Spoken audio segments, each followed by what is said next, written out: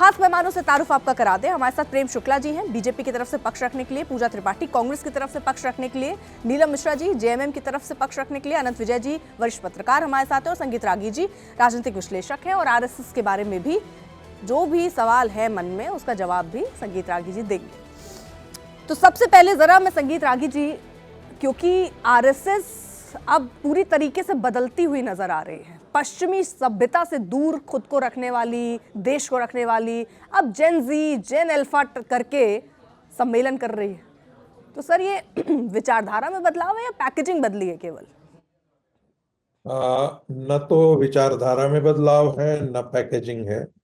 जो राष्ट्रीय स्वयंसेवक संघ को जानते हैं वो ये बहुत अच्छी तरह से जानते हैं कि जो हमारी सायं शाखा होती थी और जिसमें कॉलेज विद्यार्थी होते थे, जो स्कूल के बच्चे होते थे, बाल स्वयंसेवक भी होते थे और प्रौढ़ स्वयंसेवक भी होते थे, तो वे सारे के सारे हमारे जो मूल हमारा स्रोत था स्वयंसेवक और जिसे कहते हैं स्वयंसेवक निर्माण की, तो जितने बड़े से बड़े प्रचारक जो भारतीय राष्ट्रीय स्वयंसेवक संघ में आए वो मूलतः वहीं से आए थे।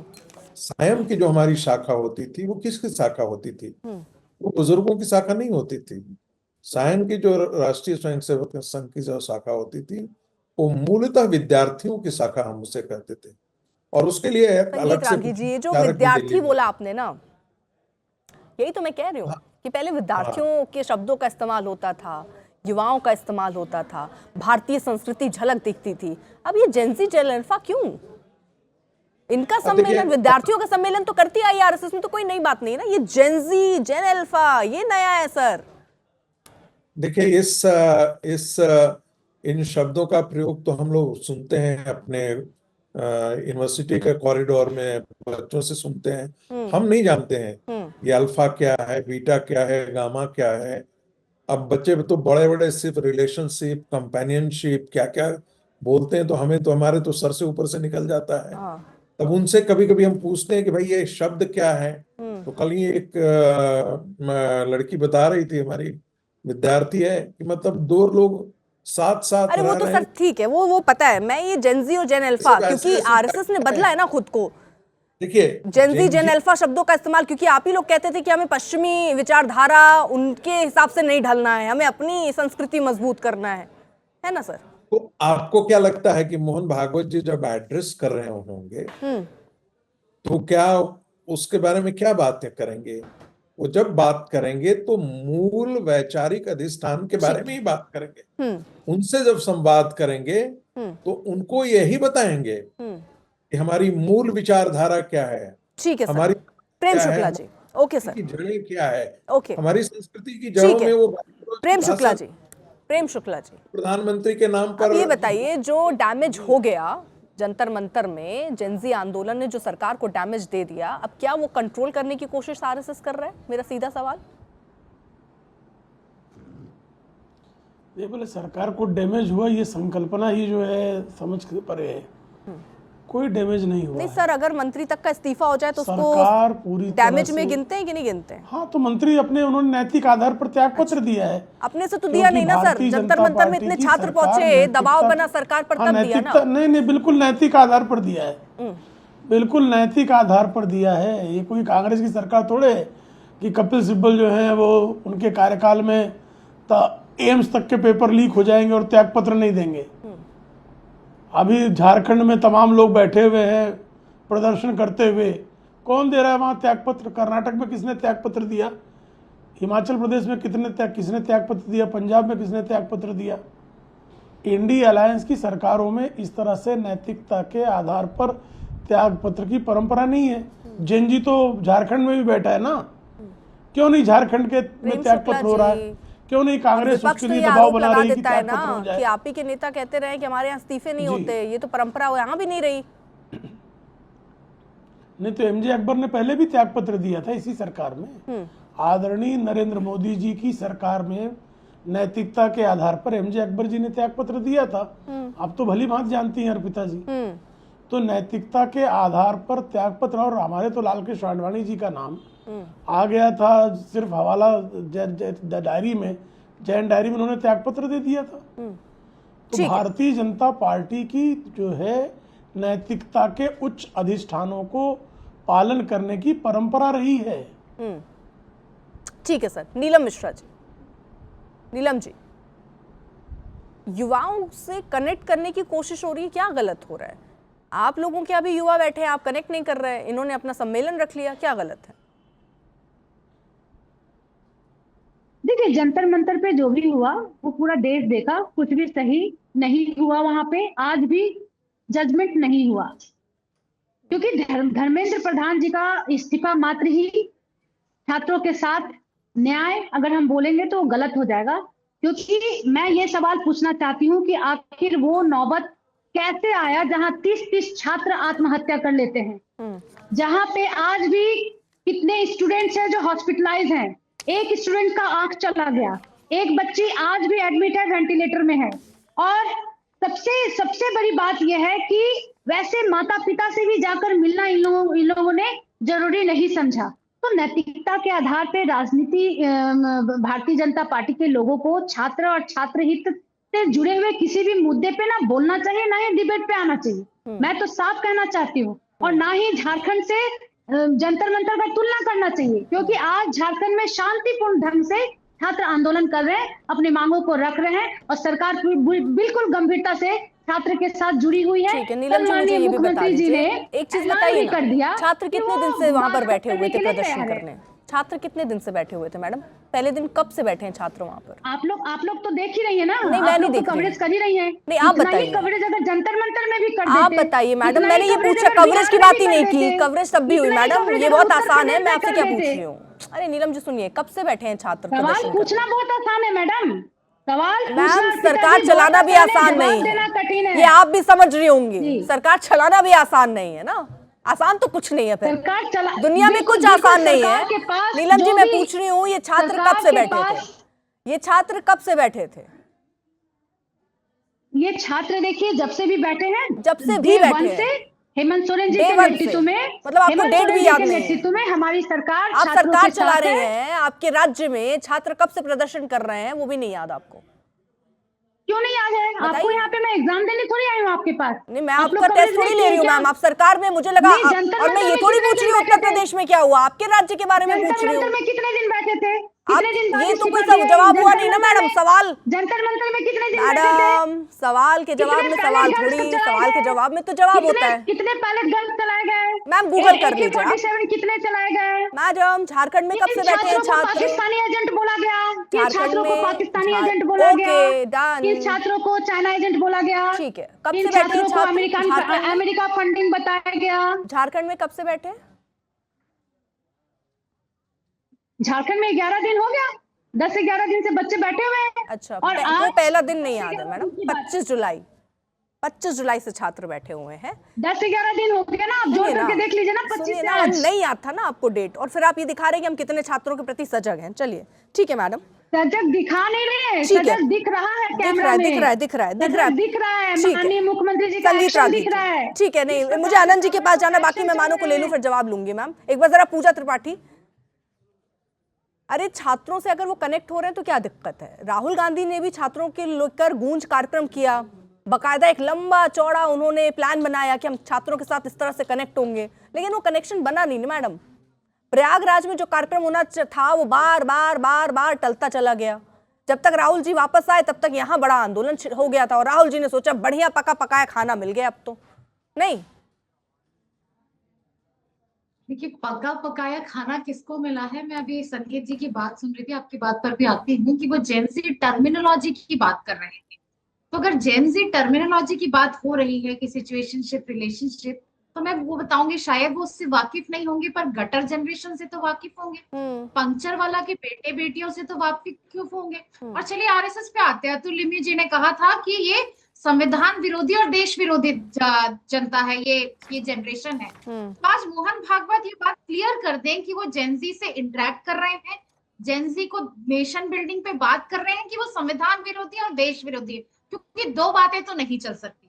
प्रेम शुक्ला जी ने कहा कि एमजे अकबर के बाद पहला इस्तीफा हुआ आ रही हो, नैतिक संगीत जी, आ आधार रही पर।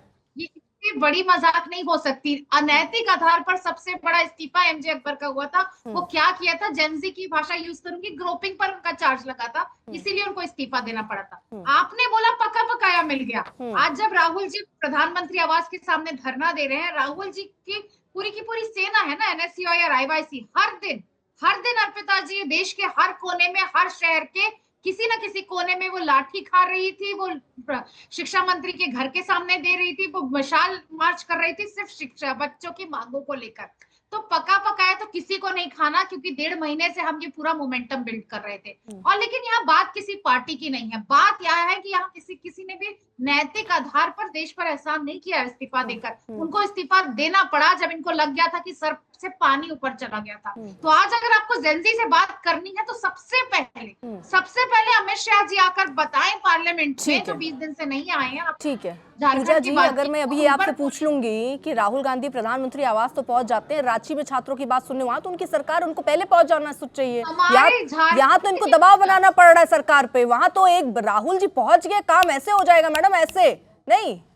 अर्पिता जी, अभी आप अगर खड़गे जी का प्रेस कॉन्फ्रेंस सुनी होती तो वो बताते कि हम अलायंस पार्टनर में हो या सरकार में हो, हम सवाल पूछेंगे क्योंकि हम छात्रों के साथ हूँ। मैं आज पूछती हूँ, एनडीए के कौन राहुल से गांधी जी नहीं अलायंस गए ना, पार्टनर सरकार से सवाल पूछा था? नहीं गए ना और राहुल गांधी के हमारे इंचार्ज के राजू गए थे, हमारे झारखंड का राहुल गांधी जी तो प्रतिनिधिमंडल नहीं मिला गए था ना, बच्चों से। राहुल गांधी जी नहीं गए ना। फिर तो जो आपके ये सारे जो लोग थे तो यहाँ भी प्रोटेस्ट कर ही रहे थे, वही बात है ना, छात्रों के मुद्दे पर जहाँ अपनी सरकार वहां चुप हो जाओ, जहाँ दूसरे की सरकार वहां चिल्लाओ और बोलो हम सबसे ज्यादा छात्रों के बारे में सोच रहे हैं। ठीक है, मैं जरा सबको जोड़ लूं एक बार।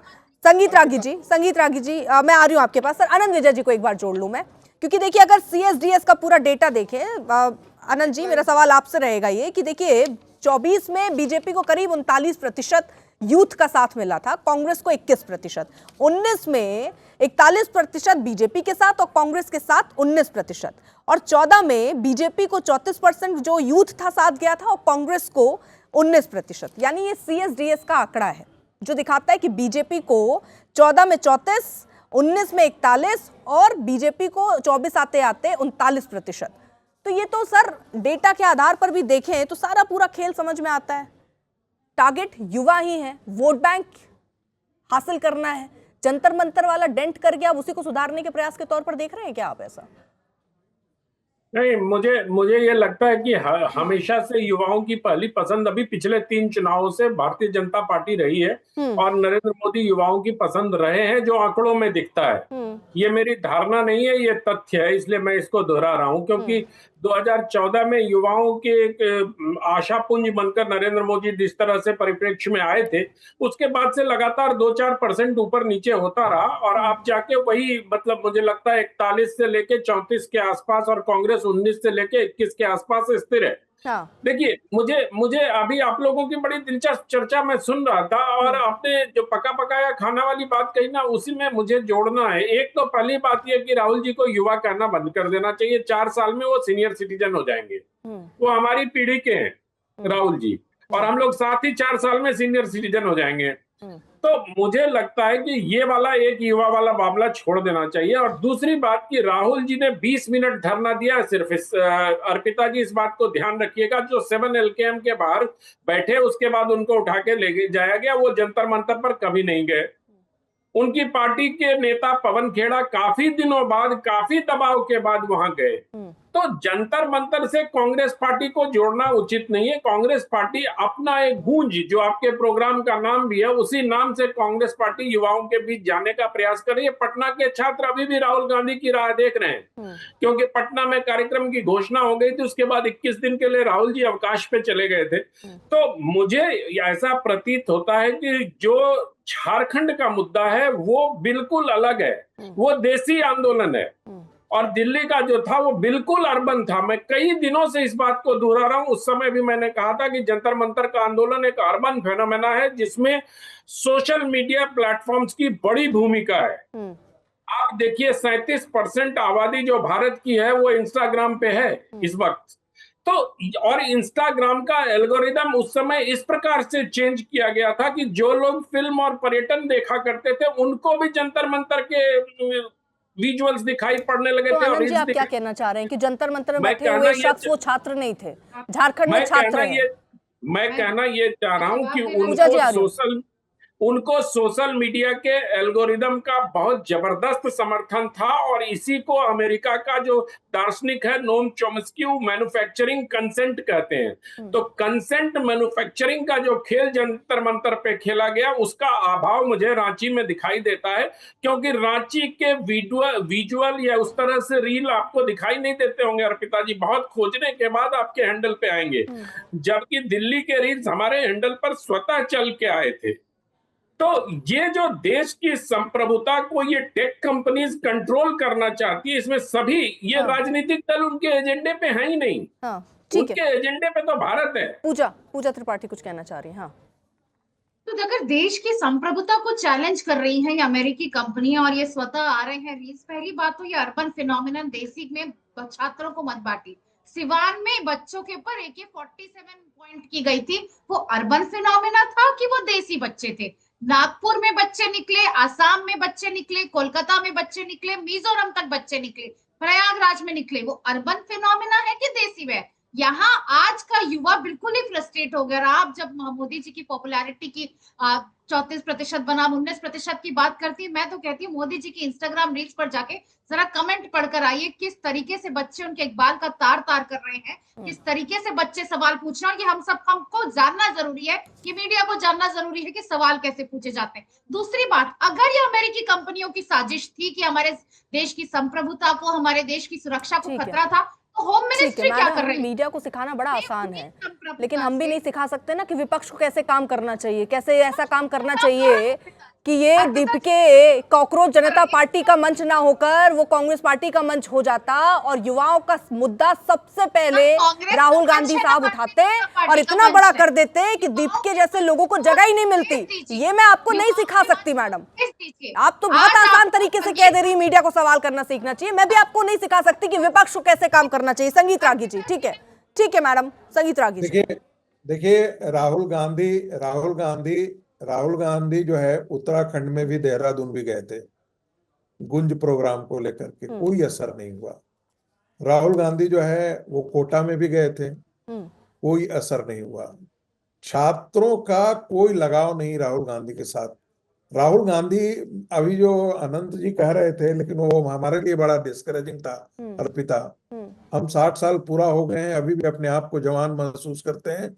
राहुल गांधी जब जवान का रखते हैं तो हमको भी थोड़ा अपने ऊपर भरोसा रहने दो अर्पिता, प्लीज रहने दीजिए हमारे लिए। लेकिन महत्वपूर्ण बात क्या है सर, अब युवाओं का समय चला गया ना, अब जेनजी का समय आ गया है।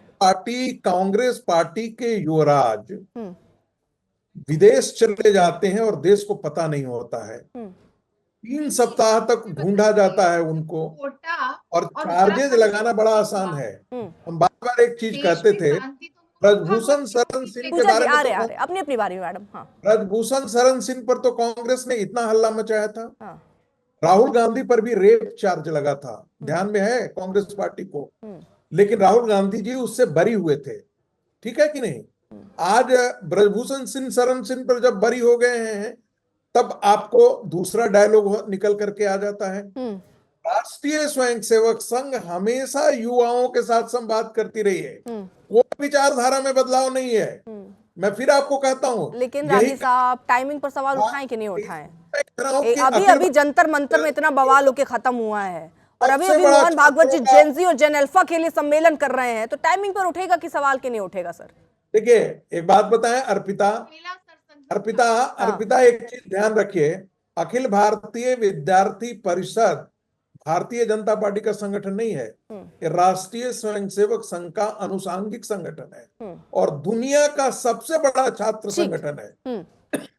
तो इस चीज को भी ध्यान रखिएगा कि राष्ट्रीय स्वयंसेवक संघ 1948 से युवाओं से हमेशा संवाद करते रहा है। जहां तक राष्ट्रीय कांग्रेस पार्टी का सवाल है, तो राहुल गांधी को आप बेशक उनको जेब में, उनको जींस के जेब में, ठीक है सर, ओके।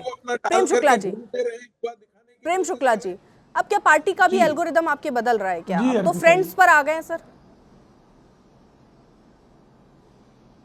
देखिए, भारतीय जनता पार्टी हमेशा से आधुनिक तक प्रौद्योगिकी को स्वीकारने में, आत्मसात करने में हमेशा अग्रणी रहती है। आपको पता होगा कि 2014 में सोशल मीडिया पर सबसे पहले प्रभावशाली उपस्थिति अगर किसी दल का रहा तो वो भारतीय जनता पार्टी की रही। तो भारतीय जनता पार्टी, और ये मुझे याद है 1995 में भारतीय जनता पार्टी का राष्ट्रीय अधिवेशन हुआ था। एक पत्रकार के तौर पर हम कवरेज कर रहे थे। कार्यकर्ताओं के पास सबसे पहले मोबाइल फोन देकर मोबाइल टेक्नोलॉजी का सदुपयोग करने का काम भारतीय जनता पार्टी ने किया था। SMS की मास मैसेजिंग भारतीय जनता पार्टी 2003-2004 में कर रही थी। तो भारतीय जनता पार्टी जितने भी आधुनिक तंत्र ज्ञान और प्रौद्योगिकी के संसाधन हैं उनके सदुपयोग में दक्ष रहने वाला दल है। और हम जो है हर आयु वर्ग के लोगों के साथ सतत संपर्क संस्थापित करने में विश्वास रखते हैं। ठीक है, लेकिन देखिए ना सर, जो मैं डेटा आपको बता रही थी, थोड़ा तो फायदा कांग्रेस पार्टी को 24 में हो ही गया। 19 से 21% 1-2 हुई, और ये कांग्रेस पार्टी का बनता है सर, इतने में ही उत्साहित हो जाते हैं। उनको लग रहा है कि मतलब युवा छिटक रहा है, और ऊपर से सर ये जंतर मंतर हो गया, तो कहीं ये और ना बढ़ जाए। तो उनका तो अति विश्वास में रहना स्वाभाविक दिखता है। नहीं, हम 29 में और बेहतर कर लेंगे ना। अच्छा सर, आप जब अर्पिता जी, सर आप 19 में 41 से 39 आ गए। हारे, हम हर चुनाव से नया सबक लेते हैं। ठीक, जंतर मंतर से क्या सबक लिया सरकार तो अगले चुनाव की तैयारी में जुट जाते हैं। जंतर मंतर से क्या सबक लिया? चुनाव हारते हैं तो हम हारे क्यों, उनके कारण का निवारण करने के लिए जुट जाते हैं। ठीक है, जंतर मंतर से क्या सबक लिया सर? जंतर मंतर से क्या सबक लिया? नहीं, हमको हमेशा जो है सकारात्मक संवाद जो है हर आयु वर्ग के लोगों से संस्थापित करते रहना चाहिए। अच्छा, वो कमी रह गई। किया है। ठीक है सर। सकारात्मक संवाद के माध्यम से ठीक है, किस तरह से हम किसी के भी मन में अगर किसी ठीक है, रागी साहब कुछ कहना चाह रहे हैं। हाँ। तो उनके निवारण के लिए हमको सतत जो है। ठीक है सर, रुक जाइए, कंप्लीट कर ले, वो आ रही हो। पूजा जी भी कुछ कहना चाह रही, फिर नीलम जी आपके पास भी आ रही हो, आनंद जी आपके पास भी आ रही हो, संगीत जी जल्दी से सर। अर्पिता, जो कहा गया था, मैं बार बार जो छात्रों का जो आंदोलन था उसके बारे में एक टिप्पणी मैं जरूर करना चाहूंगा। ये अराजक तत्वों का आंदोलन था छात्रों के नाम पर। जो तो रागी साहब मुझे एक बात बताइए, अराजक तत्वों के आगे सरकार क्यों झुक गई? उनकी मांगे क्यों मान ली? उनको बुलाकर उनके साथ बातचीत क्यों की? उनकी बात मान के इस्तीफा क्यों हो गया? मैं मानता हूं कि सरकार को बिल्कुल ही नहीं झुकना चाहिए था। मैं फिर कह रहा हूं, मतलब आप कह रहे हैं नहीं झुकना चाहिए, गलत कर दिया सरकार ने। NTA के खिलाफ एक्शन लिया था, बिल्कुल वाजिब था। सेक्रेटरी को हटाया था, बिल्कुल वाजिब था। NTA में सुधार होना है, बिल्कुल वाजिब था। लेकिन इन कॉकरोचों, इन तेलचट्टों के आगे सरकार को बिल्कुल ही नहीं झुकना चाहिए था।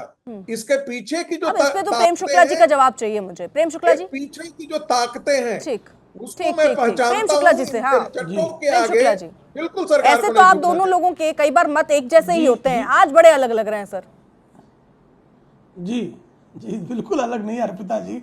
आदरणीय धर्मेंद्र प्रधान जी ने अपने त्यागपत्र में जिन कारणों का जिक्र किया है उसमें साफ तौर पर बताया गया है कि किस तरह से एक आंदोलन के नाम पर युवकों को, छात्रों को भ्रमित करने का एक सुनियोजित षड्यंत्र चल रहा है।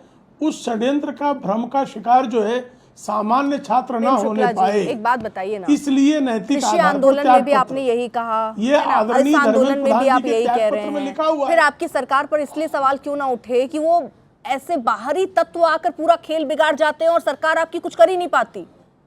बाद में आके सरकार को कृषि कानून वापस लेना पड़ता है, बाद में आके सरकार को इस्तीफा दिलाना पड़ता है। बाहरी तत्व इतने स्ट्रांग हो जाते हैं आपकी सरकार में, फिर कैसे सर? देखिए, हम व्यापक भ्रम से छात्रों को बचाना ये हमारा दायित्व रहा है और उस दायित्व का निर्वाह हुआ है। साथ ही साथ जो असामाजिक 2873 हिस्ट्री शीटर्स वो आइडेंटिफाई हुए, वो कार्रवाई के पात्र हैं। तो जो अराजक तत्व हैं उनके साथ निपटना भी सरकार अपना दायित्व मानती है, लेकिन साथ ही साथ अराजक शक्तियां जो हैं वो हमारे सामान्य छात्रों को भ्रमित न कर पाए, इसके लिए नैतिकता के आधार पर त्यागपत्र देने में भी संकोच नहीं करना। अगर आप ये बात कह रहे हैं तो यहाँ भी फिर आप ही की सरकार का वो पूरा, वो सर कहाँ वो पूरे जो सेल्स काम करते हैं वो क्या बता रहे हैं सर? ये सब चीज हो जाता है, सरकार को कुछ पता नहीं चलता, ये भी फिर आपकी सरकार पर सवाल उठ जाते हैं ना सर। पूजा जी, सरकार को सब पता होता है, इसलिए तो अरे कंट्रोल पता कर था, लेती है। इतने दिन जंतर मंतर में बैठने दिए, वहां पे सरकार उन को पता अराजक होता है, तत्वों को इसलिए जमने कंट्रोल। दिए, उनको प्रदर्शन करने दिए, उसके बाद कह रहे हैं लीजिए अब तो खेल बिगड़ गया। नहीं उनको तो देख, नहीं वो कितने दिन उनको दिनों दिन में जो है वो सारे अराजक तत्व जो है वहां से रवानगी के लिए मजबूर कर दिए गए। कहाँ सर, वो तो बातचीत के टेबल पर रवानगी कब हुई? बातचीत हो जाती हो, बातचीत पहले हो जाती नहीं, सर। बातचीत देखिए छात्रों के साथ बातचीत पहले हो जाती तो अराजक तत्वों को मंच ही नहीं मिल पाता ना। देखिए नहीं, अच्छा प्रश्न है आपका, अच्छा प्रश्न है अर्पिता जी। देखिए सोनम वांगचुक जिन्होंने इस आंदोलन के जो चेहरे थे, सोनम वांगचुक ने स्वयं स्वीकार किया है कि हमारे आंदोलन में अराजक शक्तियां घुस गई थी, और जिस दिन आंदोलन वापस लेने की घोषणा सौरभ दास ने की, तो सौरभ दास ने भी अपने प्रेस ब्रीफिंग में ये स्पष्टता से कहा कि हमारे आंदोलन में अराजक तत्व घुस गए थे। और ये तो आपकी सरकार नहीं रोक पाई ना अराजक तत्व? पुलिस दिल्ली ने में ही तो थे 50 सर। से अधिक बार देश की राजधानी में जंतर मंतर में अराजक तत्व घुस जाते हैं, और सरकार नहीं कर पाती। आंदोलन में घुस रहे अराजक शक्तियों को आप रोकने का प्रयास करें, वो रोक नहीं पाए। दिल्ली पुलिस ने 50 से अधिक बार ये अपील जो है आंदोलनकारियों के नेतृत्व से किया था कि आपके आंदोलन में ठीक है, मुझे जरा आनंद विजय जी के पास जाना है। पूजा मैं आ रही हूँ, उसके बाद आ रही हूँ। आनंद विजय जी, ये खेल नहीं समझ में आ रहा। वो कह रहे हैं कि भाई किसकी रोकने की जिम्मेदारी है? अरे अराजक तत्व आ रहे हैं तो जिम्मेदारी किसकी है सर?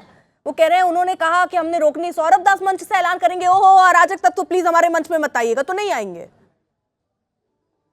देखिए ये अभी भारतीय जनता पार्टी की स्थिति ऐसी हो गई कि इधर कुआं है उधर खाई है। ये बढ़िया बात बताई है ना?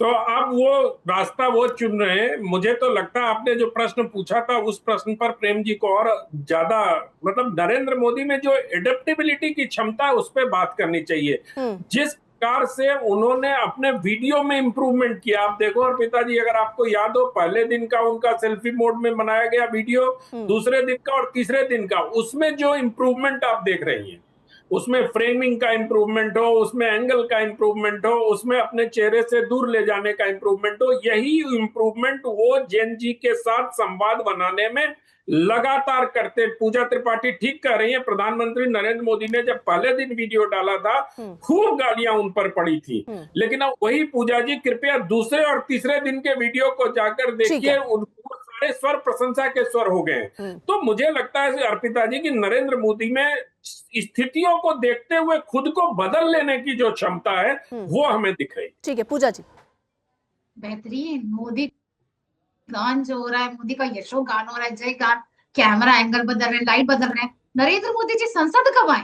संसद आकर छात्रों के बारे में स्टेटमेंट कब देंगे? आज सारे के सारे देश के सारे छात्र संसद सड़क पर थे, और अगर मैं संगीत रागी जी और प्रेम शुक्ला जी ने अभी ये माना कि गृह मंत्रालय बिल्कुल ही नकारा है कि अगर देश को अनस्टेबल करने की ताकतें सदन में घुस गई, मुझे तो लगता है कि अमित शाह जी को इस्तीफा देकर संगीत रागी जी को बना देना चाहिए देश का गृह मंत्री, क्योंकि इन लोगों को तो ज्यादा अंदर की बात की इंफॉर्मेशन है कि गृह मंत्रालय कुछ नहीं कर पाया, दिल्ली पुलिस कुछ नहीं कर पाई, इतने अराजक तत्व घुस गए।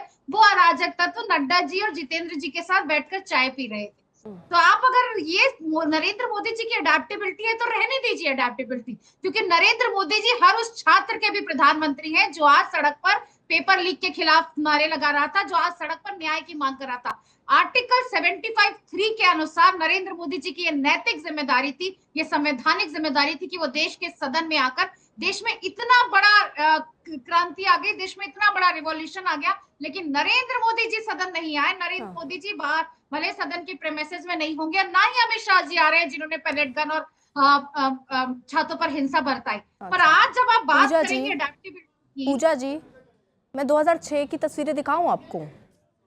2006 में आरक्षण को लेकर छात्रों का प्रदर्शन हुआ था, आपकी पुलिस ने भी बहुत भरपूर लाठीचार्ज किया था। मैडम बगल में चला रही हूँ, ये देखिए, ये कौन थे? ये आपके हिसाब से अराजक तत्व थे या छात्र थे? बताइए मुझे। देखिए तस्वीर कैसे सड़क पे लेटा लेटा के पीट रहे हैं मैडम, देख रही हैं, बगल में ही चल रहा है मैडम। 2006 पर क्या हमारी तरफ से कोई स्टेटमेंट ही नहीं दिया? स्टेटमेंट क्या होता है? स्टेटमेंट तो वो भी दे रहे हैं, आप तो लाठीचार्ज पे कि भाई कितने आपने कैसे कैसे छात्रों को पीटा। मैं कह रही हूँ आपकी सरकार थी, उसको भी कैसे छात्रों को पीटा गया। आपने थोड़ी वहां थाली में फूल लेके बरसाए थे छात्रों के ऊपर। बच्चों पर एक AK-47 ताने गई, देश के बच्चों को, लड़कियों को, मेल पुलिस अच्छा, अब लाठीचार्ज से बदल के अब आप AK-47 पर आ जाएंगे। अभी तक तो आपके बर्बरता से पीटा, मैंने आपको बर्बरता के उदाहरण दिखा दिए। ये देखिए बगल में 2006 की तस्वीरें हैं। इसको क्या कहेंगे? इसको मोहब्बत कहेंगे कि बर्बरता कहेंगे? बताइए मुझे। 2006 की तस्वीरें दिखाइए, बिल्कुल दिखाइए 2006 की अरे तस्वीरें। दिखाई रही हूँ। 26 की भी तस्वीरें दिखाइए और मुझे अमित शाह जी का एक स्टेटमेंट दिखाइए। मैं अभी अपनी बात यहीं खत्म कर दूंगी। मुझे दिखाइए देश के गृह मंत्री का क्या statement। आपको लाठीचार्ज से प्रॉब्लम है? अमित शाह स्टेटमेंट नहीं दे रहे हैं, पहले धर्मेंद्र प्रधान को लेकर इस्तीफा। आप तो खुद ही अपना गोल पोस्ट बदलती चल रही हैं। पहले धर्मेंद्र प्रधान का इस्तीफा चाहिए, इस्तीफा हो गया तो अब अमित शाह जवाब दे। अभी कह रही है लाठीचार्ज कितना गलत हुआ, मैंने आपके समय का लाठीचार्ज दिखा दिया, तो भाई ये मत दिखाइए, ये दिखाइए। अरे भाई साहब, नहीं कर सकते आप। लाइटिंग चेंज करते हैं, आप कैमरा एंगल चेंज करते हैं, पर युवाओं के साथ ओह वाह, ये लाठीचार्ज। अरे भाई, मैं अपने उस समय के कैमरामैन ने गलत किया होगा, उन्होंने गलत कैमरा एंगल दिखा दिया। कैमरा एंगल गलत था, आपने लाठियां नहीं बरसाई, कैमरा एंगल गलत था। तो जो लोग ये सोच रहे हैं कि कांग्रेस पार्टी छात्रों के बारे में सोच रही है, क्या सोच रही है वो भी देख लीजिए। कल को इनकी सरकार आती है तो ये कहेंगे भैया कैमरा एंगल चेंज कर दिया। रागी साहब, ओके, मैं झारखंड में भी हम देख रहे हैं, एक उदाहरण मैंने 2006 का भी दिखा दिया, तब आप कह रहे कैमरा एंगल गलत था। रागी साहब, अर्पिता, बाबा रामदेव पर लाठीचार्ज जो हुआ था उस पर तो मैंने मनमोहन सिंह का स्टेटमेंट नहीं सुना था, और नहीं श्रीमती सोनिया गांधी का स्टेटमेंट सुना था, नहीं माननीय राहुल गांधी जी का। अरे ये आरजेकर में एक महिला डॉक्टर का रेप होता है और गांधी फैमिली का एक भी आदमी उस पर अपनी जुबान नहीं खोलता है। रेपिस्टों के साथ ये लोग खड़े हो जाते हैं, रेप पर नहीं बोलते हैं। और झारखंड के अंदर राहुल गांधी गूंगे हो गए हैं, बहरे हो गए हैं, प्रियंका गांधी बहरी हो गई हैं, सोनिया गांधी की जुबान लड़खड़ा रही है, एक भी जुबान पर नहीं निकलता। और आतंकवादी की बात करते हैं, आज ही पंजाब सरकार ने, पंजाब पुलिस ने 8 लोगों को पकड़ा है मैडम, 8 लोगों को गिरफ्तार किया है। ये योगी की पुलिस गिरफ्तार करती, इसी आंदोलन के, जंतर मंतर आंदोलन को लेकर के 8 लोगों को गिरफ्तार किया गया है और उनके बारे में कहा है कि ये टेरर मॉड्यूल के हिस्से थे। यदि योगी की सरकार पकड़ती, यदि भारतीय जनता पार्टी की हरियाणा की सरकार उनको पकड़ती, तब आप कहते हैं ये जानबूझ करके छात्रों को, आंदोलन को बदनाम करने के लिए क्या है। तो हमें आप मत बताइए, 400 से ज्यादा पाकिस्तानी हैंडल्स की बात की जा रही है जो दिल्ली पुलिस ने किया, तब तक आप यही नैरेटिव चला रहे थे। पंजाब सरकार ने पकड़ा है, अब पंजाब सरकार को अरविंद केजरीवाल भी नहीं कहेंगे कि वो बीजेपी के इशारे पर काम कर रही है। एक एक करके मैडम, एक एक करके पूजा जी बोल लीजिए। अब आप, मैं कह रही हूँ अगर ये 400 पाकिस्तानी एंगल मिला है इनको छात्रों के उसमें संघर्ष में, तो ये गृह मंत्रालय क्या कर रहा है? बार बार मेरा सवाल यही है, गृह मंत्रालय अगर 400 पाकिस्तानी घुस जा रहे हैं, अगर इतने अराजक तत्व घुस जा रहे हैं, तो दिल्ली पुलिस और गृह मंत्रालय क्या कर रहे हैं? प्रेम शुक्ला जी जल्दी से एक जवाब। देखिए, इनका संकट ऐसा है कि ये जो है कांग्रेस जनता पार्टी का तो समर्थन करेंगे, दूसरी तरफ उनको अराजक कहेंगे। अरे 400 पाकिस्तानी यहाँ घुस नहीं गए थे, 400 पाकिस्तानी हैंडल से इस आंदोलन को अराजक आंदोलन में तब्दील करने का प्रयास हुआ था, और चूंकि गृह मंत्रालय सक्रिय था इसलिए ये हो पाया। नहीं तो आप कहें तो प्रधानमंत्री की हत्या हो गई, प्रधानमंत्री के घर में घुसकर, और आपको कानों कान खबर नहीं हुई। ये आपकी सरकारें हुआ करती थी। श्रीमती इंदिरा गांधी को उनके अंगरक्षकों ने मार दिया और आपके सरकार को कानों कान खबर नहीं हुई, तो ये आपकी सरकारें थी जी। ठीक है, लेकिन अब एक चीज तो है कि कम से कम सारी चर्चा जंतर मंतर के बाद से जेंजियों पर आ गई है। 2029 तक जेंजी की आबादी करीब 38 करोड़ होगी और जेंजी अगले लोकसभा चुनाव में सबसे बड़ा वोट बैंक है, और इसीलिए अपनी अपनी तरीके से सबकी राजनीति चल रही है। देखते रहिए कुछ।